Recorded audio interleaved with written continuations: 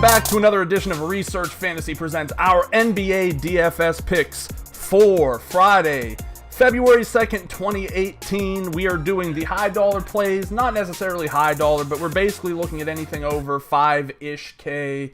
6K is really where we're looking at DraftKings.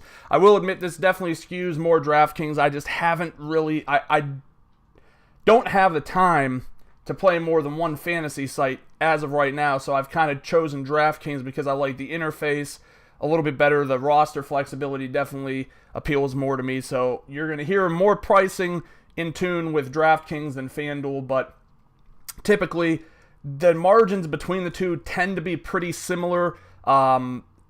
Just as a general rule, if you're looking at a player who gets more steals and blocks, you can expect to pay more on FanDuel than DraftKings, so that if you're getting them cheaper on FanDuel than DraftKings, you are likely getting them at a discount, so that's just something to remember. Want to look real quickly at what happened last night. I actually can't even remember necessarily who we had in here. I know we had James Harden. He finished with 54 fantasy points. That was a good play. We had Karl Anthony Towns, who did all right, but I don't think he definitely didn't cross the 50-point mark. I'm kind of wondering if he crossed the 40-point mark either. I think he had a good game, but it just so happened that the game was over by the third quarter. 24, 11, and 3, so you figure 24, 28 and a half. He probably had like early 40s, so he didn't kill you, but he definitely wasn't a big-time play. And Bradley Beal had 50-some fantasy points, so in theory, we had two guys go over value. Beal was definitely a great play at his price, but you got to remember, you have to look at everything in perspective. So the money we could have saved on Towns to drop down to Jokic to pay up from Harden to Westbrook literally would have been like a 50-point swing yesterday night. So it's not to say that if you had Harden and Towns and Beal in your lineup, if you've managed to make it work, all your value plays came together for you, that you didn't cash, but you would have just been in a much better position if you would have played in the game that came late. And that's kind of something that's trending. I've noticed a lot of the later games, and I don't want to sound stupid because I've known this forever. A lot of the West Coast teams tend to play higher pace, higher scoring, but we've typically been able to get plays earlier in the slate that produce at a high volume as well. It seems like a lot lately. I'm noticing last game of the night, specifically with Denver, we're getting a lot of multiple players in those games turning over value and creating a situation where if you missed out on them, you definitely missed out on the big cash. So tonight we're going to not talk about Anthony Davis because at this point we kind of don't need to. It's a little bit of an irrelevant thing to speak on. I do want to get things started off at the center position. We'll talk Dwight Howard. He might not be my favorite on this slate, but there's a couple of things going for him. Number one, his price. People are starting to get I don't want to say people. Some analysts are starting to get a little bit hesitant to play him at a raised price tag. 9,200 locks you into a 40 to 50 point game needing to be the reality for him to hit value.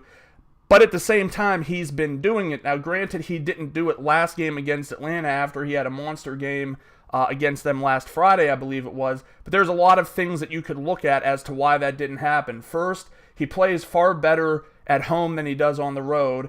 It's like a 4-point swing, which in those situations, it's a 5-point swing, 5.4 points. So that's a pretty significant difference in how they approached it. Kemba got hot. The game was a blowout. There's just a lot of things that you have to look at in a situation like that as to why Howard didn't make it. But this time around, he is at home, so he's getting the benefit of being on his home floor. He's taking on Indiana, and unless you've been under a rock, it's been bigs against Indiana all year. So hopefully people will be a little bit hesitant to go back to him after he missed value, really 2 games in a row, I believe it is. And they may think that it's not going to be a worthwhile opportunity here. I like it. I think he's definitely got the opportunity to be over 50 fantasy points again. So I'm not going to hesitate him. In the one meeting, I believe on the road against them this year, he put up 40.8 fantasy points. Honestly, even at that point, if everything else falls into place and there's lots of dollar and low dollar value tonight. I think you could live with 40 points. You could live with 45 points, but it's just the upside that if he has 30 and 20, you're not gonna, you're highly unlikely to get that anywhere else outside of Anthony Davis. Speaking of Anthony Davis, let's stick within the game for the last two plays, and let's go to Drew Holiday. He's 7,700 on DraftKings. Pretty easy to understand that he's going to be the odds-on favorite to pick up the slack where DeMarcus Cousins left off. Like, it's not all going to fall on Anthony Davis. I think Anthony Davis is a terrific play at his price. I think in cash games it makes pretty much no sense to not play him because you're going to be able to fit other players in around him.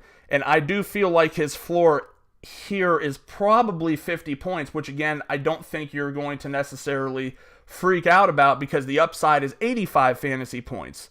With Drew Holiday, we have a situation where he was $8,200 last time on DraftKings. 8,300 didn't really come together against Sacramento. They are a slower paced team. He's on the road here, which, is for him has actually been a non-factor. He scores 0.2 less DraftKings points on the road. He didn't do well against the Thunder the first time that they played, only 29 fantasy points. But the Thunder team is now coming off of a back-to-back. They're without Andre Roberson, who does add a pretty solid defensive punch.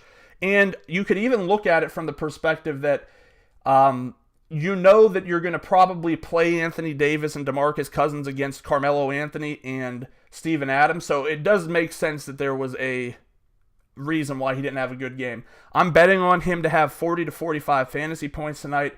I'm not paying attention to the value index that shows him having the second toughest matchup. It's all about opportunity. I expect the ball to be in his hands a lot, and I expect him to score, assist, and he's a guy who's going to give you 5 categories. That's a plus. He's not a Draymond Green where he's going to give you 3 steals and 4 blocks, but he can come away with 2 steals and a block, maybe even 2 and 2, and that really adds and bolsters your fantasy floor.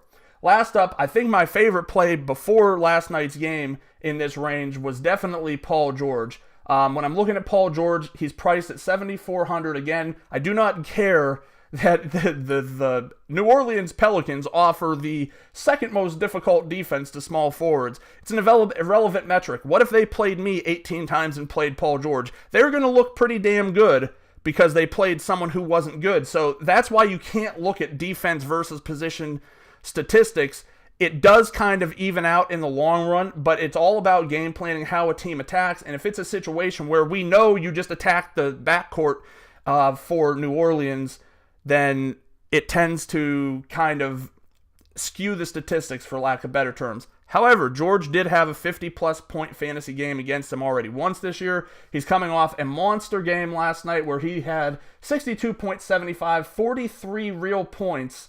And he's a minute monster. He's going to see 36 to 38 minutes a game. You don't really have to worry about that. Even if he doesn't hit 50 fantasy points, he needs to just get past 35. We're talking about 37 fantasy points sets you up right. And that is something he has done pretty much. I think it's 8 of the last 10 games with multiple games into the 40s and 50s. So if I'm paying for upside, I like Holiday. I like Paul George. I think that this is a game where there's several stackable. This is a slate where you could stack several teams. I definitely think the Lakers and Brooklyn. I definitely think you can potentially stack New York and Milwaukee because there appears like there's going to be a ton of injury things. Giannis twisted his ankle. He hasn't been ruled out yet, but he could be, and that's going to open up a ton of value. And then this game, the New Orleans-Oklahoma City game, definitely very stackable. All right, thanks for listening. Hope that these plays either help you or some of the logic behind what we talked about pushes you in the right direction here so that you can have a good night on FanDuel or DraftKings. We'll be back again tomorrow. Until then, hope you win some money.